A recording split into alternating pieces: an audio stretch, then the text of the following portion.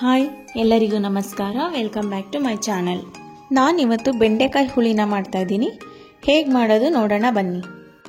ನಾನಿಲ್ಲಿ ಅರ್ಧ ಕೆಜಿ ಬೆಂಡೆಕಾಯಿನ ತೊಗೊಂಡಿದ್ದೀನಿ. ಅದನ್ನು ಚೆನ್ನಾಗಿ ತೊಳೆದು ಒಂದು ಕಾಟನ್ ಬಟ್ಟೆನಲ್ಲಿ ಒರೆಸಿಟ್ಕೋತಾ ಇದ್ದೀನಿ. ತೇವಾಂಶ ಇದ್ದರೆ ಅದು ಅಂಟು ಜಾಸ್ತಿ ಆಗುತ್ತೆ, ನೀಟಾಗಿ ಒರೆಸಿಟ್ಕೋಬೇಕು. ಈಗ ಬೆಂಡೆಕಾಯಿಗಳನ್ನೆಲ್ಲ ಕ್ಲೀನ್ ಮಾಡಿಟ್ಕೊಂಡಿದ್ದೀನಿ. ಇದನ್ನು 1 ಇಂಚು ಅಥವಾ 1.5 ಇಂಚಿಗೆ ಕಟ್ ಮಾಡಿಟ್ಕೋಬೇಕು. ಬೆಂಡೆಕಾಯಿ ಎಲ್ಲ ಕಟ್ ಮಾಡಿ ರೆಡಿ ಮಾಡಿ ಇಟ್ಕೊಂಡಿದ್ದೀನಿ. ಇದನ್ನು ಬಾಣಲೆಗೆ ಹಾಕಿ ಹುರ್ಕೋಬೇಕು. ಎಣ್ಣೆ ಏನು ಹಾಕ್ತಾ ಇಲ್ಲ ನಾನು, ಹಾಗೆ ಬರೀ ಬಾಣಲೆಗೆ ಹಾಕಿ ಹುರ್ಕೋತಾ ಇದ್ದೀನಿ. ಈ ಥರ ಹುರ್ಕೊಳ್ಳೋದ್ರಿಂದ ಬೆಂಡೆಕಾಯಿ ಅಂಟು ಬರಲ್ಲ. ನಾವು ಬೆಂಡೆಕಾಯಿ ಕರಿ, ಸಾಂಬಾರ್, ಪಲ್ಯ ಯಾವುದನ್ನೇ ಮಾಡಿದ್ರೂ ಈ ಥರ ಬಾಣಲೆನಲ್ಲಿ ಫಸ್ಟು ಹುರ್ಕೊಂಡು ಆಮೇಲೆ ಬಳಸೋದ್ರಿಂದ ಬೆಂಡೆಕಾಯಿ ಅಂಟಿಸೋದಿಲ್ಲ, ತಿನ್ನೋಕ್ಕೂ ತುಂಬ ಚೆನ್ನಾಗಿರುತ್ತೆ. ಇವಾಗ ಬೆಂಡೆಕಾಯಿ ಹುರಿದಾಗಿದೆ. ನಾನಿದನ್ನು 5 ನಿಮಿಷದಿಂದ ಸಣ್ಣ ಉರಿನಲ್ಲಿ ಹುರ್ಕೊಂಡಿದ್ದೀನಿ. ನೋಡ್ಬೋದು ಎಷ್ಟು ಚೆನ್ನಾಗಾಗಿದೆ, ಒಂದು ಸ್ವಲ್ಪನೂ ಅಂಟಿಸ್ತಾ ಇಲ್ಲ. ಇವಾಗ ಸಾಂಬಾರು ರೆಡಿ ಮಾಡ್ಕೊಳ್ಳೋಣ. ಒಂದು ಪಾತ್ರೆಗೆ 2 ಸ್ಪೂನ್ ಎಣ್ಣೆನ ಹಾಕೋತಾ ಇದ್ದೀನಿ. ಎಣ್ಣೆ ಕಾದ ನಂತರ 1 ಸ್ಪೂನ್ ಸಾಸಿವೆ, ಜಜ್ಜಿಟ್ಕೊಂಡಿರೋ ಸ್ವಲ್ಪ ಬೆಳ್ಳುಳ್ಳಿ, 1 ಬ್ಯಾಡಗೆ ಮೆಣಸಿನ್ಕಾಯಿ, ಹಾಗೆ ಸ್ವಲ್ಪ ಈರುಳ್ಳಿ, ಕರಿಬೇವು ಸೊಪ್ಪು, ಸ್ವಲ್ಪ ಇಂಗು, ಇಷ್ಟನ್ನು ಹಾಕಿ ಸ್ವಲ್ಪ ಫ್ರೈ ಮಾಡ್ಕೊತಾ ಇದ್ದೀನಿ.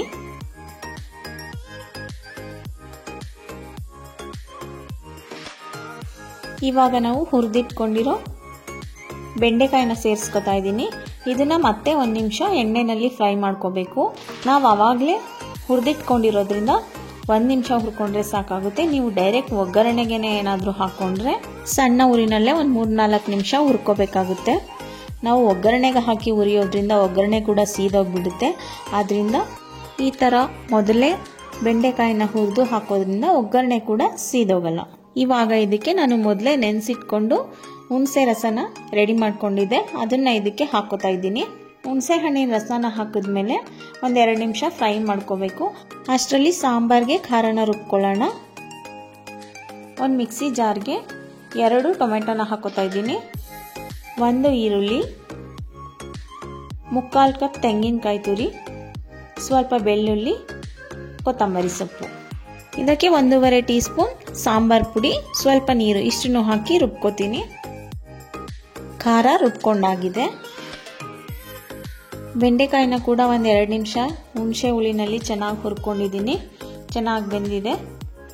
ಇವಾಗ ಇದಕ್ಕೆ ನಾವು ರುಬ್ಬಿಟ್ಕೊಂಡಿರೋ ಖಾರನ ಹಾಕೋತಾ ಇದ್ದೀನಿ.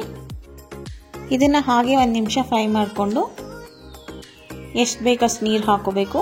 ನೀವು ಚಪಾತಿ ಮತ್ತು ರೊಟ್ಟಿಗಾದರೆ ಸ್ವಲ್ಪ ನೀರು ಹಾಕ್ಕೊಂಡ್ರೆ ಸಾಕಾಗುತ್ತೆ, ಗೊಜ್ಜು ಥರ ಆಗುತ್ತೆ.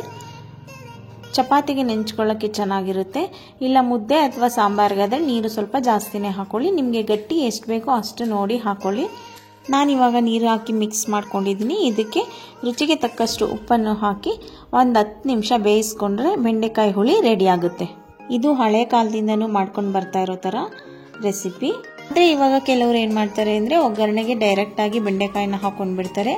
ಆವಾಗ ಏನಾಗುತ್ತಪ್ಪ ಅಂದರೆ ಬೆಂಡೆಕಾಯಿ ಅಂಟಿಸುತ್ತಲ್ಲ, ಅದೆಲ್ಲ ನೀಟಾಗಿ ಹೋಗಲ್ಲ. ಈ ಥರ ಒಂದ್ಸಲ ಟ್ರೈ ಮಾಡಿ. ಸಾಂಬಾರು ತುಂಬ ಟೇಸ್ಟಿಯಾಗಿರುತ್ತೆ, ಹಾಗೆ ಬೆಂಡೆಕಾಯಿ ಕೂಡ ತಿನ್ನೋಕ್ಕೂ ತುಂಬ ಚೆನ್ನಾಗಿರುತ್ತೆ. ನಿಮಗೆಲ್ಲ ಈ ರೆಸಿಪಿ ಇಷ್ಟ ಆಗಿದೆ ಅಂತ ಅನ್ಕೋತೀನಿ. ಯಾರೆಲ್ಲ ವಿಡಿಯೋನ ನೋಡ್ತಾ ಇದ್ದೀರಾ ಪ್ಲೀಸ್ ಒಂದು ಲೈಕ್ ಕೊಡಿ, ಹಾಗೆ ಒಂದು ಕಮೆಂಟ್ ಮಾಡಿ, ಮತ್ತು ನಿಮ್ಮ ಫ್ಯಾಮಿಲಿ ಫ್ರೆಂಡ್ಸ್ಗೆಲ್ಲ ಶೇರ್ ಮಾಡಿ. Thank you.